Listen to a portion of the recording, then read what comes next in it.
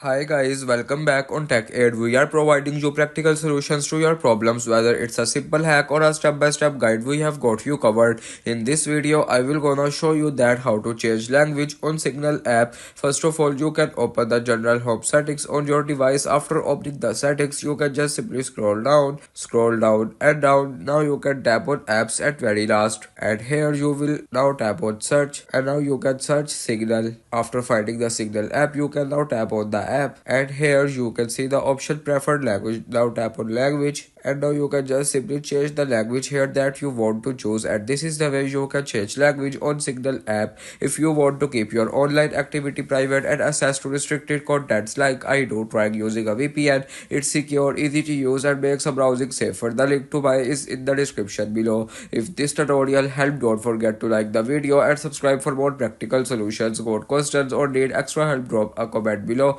and we will be happy to assist. See you in the next one. Thanks for watching.